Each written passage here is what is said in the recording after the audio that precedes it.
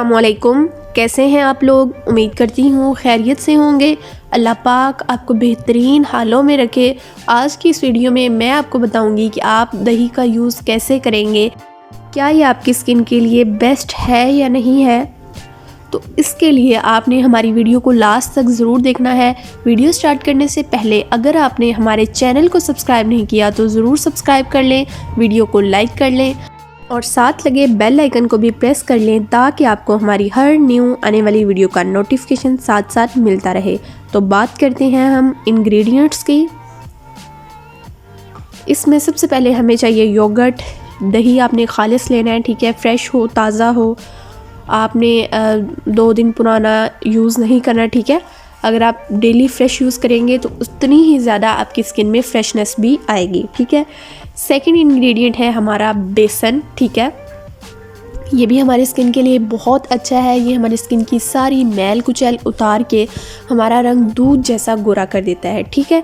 उसके अलावा अगर आप ऐड करना चाहें तो आप खालिस शहद यानी हनी ऐड कर सकते हैं, ठीक है। ये भी हमारी स्किन के लिए बहुत ही बेस्ट इंग्रेडिएंट है, ठीक है। इसके अलावा अगर आप ग्लिसरीन ऐड करना चाहें, गुलाब का अर्क ऐड करना चाहिए यानी रोज़ वाटर ऐड करना चाहें तो वो भी कर सकते हैं।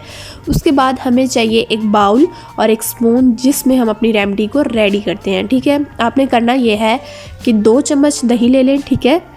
मैं दोबारा आपको ये बता रही हूँ कि आपने दही जो है वो फ्रेश लेना है। अगर आप घर में बनाते हैं तो बहुत ज़्यादा बेस्ट है, नहीं तो बाज़ार से भी आपने रोज़ का फ्रेश दही जो है ना वो यूज़ करना है, ठीक है। इस रेमेडी को आपने हफ्ते में 2 से 3 दफ़ा ज़रूर ट्राई करना है अगर आप इसे डेली नहीं कर सकते। नहीं तो आप इसे फेस वॉश की बजाय इस रेमेडी को ही डेली फेस वॉश करते रहें, इससे तो बहुत ज़्यादा फ़ायदा होगा आपको, ठीक है। इन दोनों चीज़ों को हम अच्छी तरह मिक्स कर देंगे। अगर आप इसमें टर्मरिक पाउडर यानी हल्दी ऐड करना चाहते हैं तो वो भी कर सकते हैं, इसका भी बहुत अच्छा बेनिफिट आपको मिलेगा, ठीक है। अब ये देखें अच्छी तरह मिक्स हो चुका है, तो अब मैं अपने हैंड पे अप्लाई करके दिखाऊंगी ताकि इसका रिजल्ट भी आपको इसी वीडियो में नज़र आ जाए, ठीक है। एक आपने ब्रश ले लेना है, ब्रश की मदद से आप इसे अप्लाई करेंगे तो बहुत इजीली और अच्छी तरह अप्लाई हो जाएगा, ठीक है।